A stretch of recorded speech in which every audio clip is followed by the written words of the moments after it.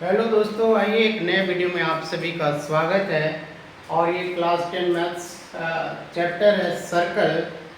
Circle का exercise है 10.1 और क्वेश्चन नंबर 2 है।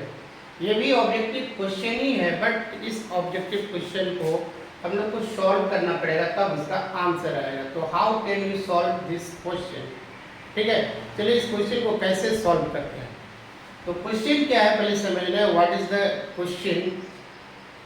तो क्वेश्चन है a tangent PQ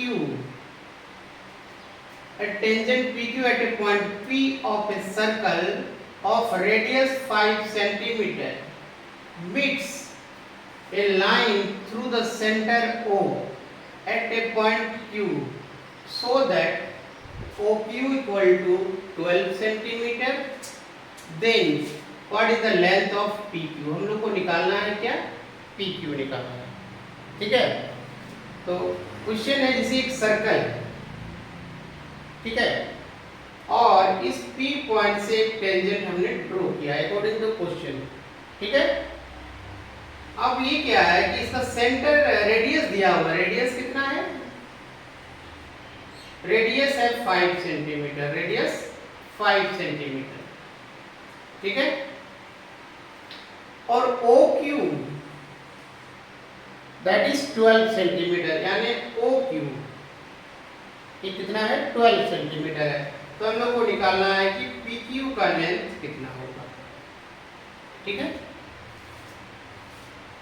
PQ क्या है? टेंजेंट है। यहाँ देखो लिखा हुआ है टेंजेंट PQ, इस पॉइंट से P पॉइंट से।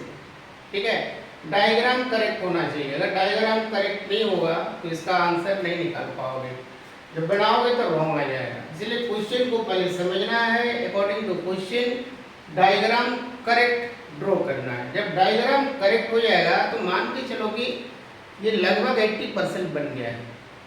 ठीक है, क्योंकि क्वेश्चन में ही बहुत सारा आंसर छुपा हुआ रहता है। अगर आप क्वेश्चन को समझते हैं और उसके हिसाब से जो डायग्राम है उसको ड्रॉ करते हैं और डायग्राम एग्जैक्टली करेक्ट होता है, तो उस केस में आपको काफ़ी सारा यहाँ समझ में आता है। फिर कैलकुलेशन की बात आती है तो कैलकुलेशन करना आसान हो जाता है।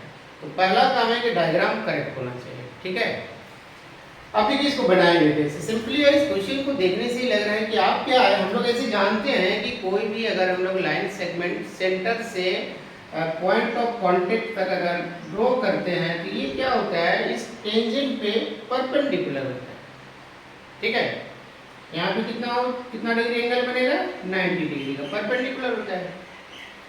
ऐसे हम लिखे, देखो we know that a line drawn from centre of the circle to the tangent, centre of the circle to the tangent अगर ड्रॉ कर रहे हैं तो ये टेंजेंट पे परपेंडिकुलर होगा, 90 डिग्री का एंगल बनाएगा।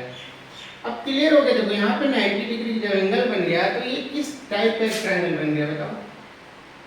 सिंपली एक राइट एंगल ट्रायंगल। और राइट एंगल कहाँ पे है? P पर। ठीक है, अब राइट एंगल ट्रायंगल हो गया तो इसमें अब हम लोग कौन सा थ्योरम का यूज करेंगे? पाइथागोरस थ्योरम का। ठीक है, तो पाइथागोरस थ्योरम का यूज करेंगे। देखो, तो ये टेंजेंट OP मैथमेटिकली लिख रहे हैं, OP is perpendicular to PQ, यानी ये OP है ये PQ पर परपेंडिकुलर है। OPQ is a right angle triangle. जैसे हम बताए कि OPQ क्या हो गया? एक राइट एंगल ट्रायंगल है। So using Pythagoras theorem. अब पाइथागोरस थ्योरम क्या होता है? पाइथागोरस थ्योरम ये हमेशा अप्लाई होता है राइट एंगल ट्रायंगल में। ठीक है, ये दूसरे ट्रायंगल में अप्लाई नहीं होता है, ओनली राइट एंगल ट्रायंगल। तो राइट एंगल ट्रायंगल में देखो हम समझा दे रहे हैं, राइट एंगल ट्रायंगल अगर यहाँ पे राइट एंगल है, यहाँ पे 90 डिग्री एंगल बन रहा है, सपोज ये पॉइंट ये है, ये पॉइंट B है और ये पॉइंट C है, तो इसमें जो लॉन्गेस्ट साइड होता है ट्रायंगल का, इसको बोलते हैं हाइपोटेन्यूस, इसको हम लोग लिखते हैं H। और ये जो परपेंडिकुलर, ये इसके साथ जो 90 डिग्री एंगल बना रहा है, इसको बोलते हैं हम लोग परपेंडिकुलर। और ये जो बेस, ये है बेस। ठीक है, तो इसमें फॉर्मूला होता है कि H² equal to P² plus B²। यही इसका बेसिक फॉर्मूला है और इसी को हम लोग बोलते हैं पाइथागोरस थ्योरम। इसी का यूज करना है। अब इसमें देख रहे हैं कि ये क्या है, हाइपोटेनियस है, ये परपेंडिकुलर है और ये बेस है, हमको ये निकालना है। तो हम पहले लिखे देखो ओ क्यू स्क्वायर जो हाइपोटेनियस है, O P square plus P Q square, O P square plus P Q square. लेकिन हम लोग को निकालना है क्या, पी क्यू। हम पी क्यू का अलग कर दिए, एक साइड लाए, तो पी क्यू को जब इधर लाएंगे तो ये क्या हो जाएगा, O Q square minus O P square हो जाएगा। ठीक है, अब P Q square equal to O Q का वैल्यू, ओ क्यू का वैल्यू आप देख रहे हैं क्वेश्चन में दिया हुआ है, कितना दिया हुआ है 12 centimetre.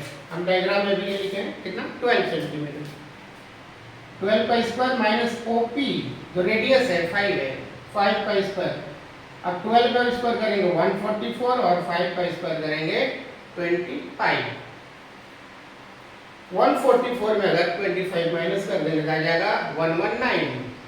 P Q square equal to 119, P Q equal to हो जाएगा अंडर रूट 119।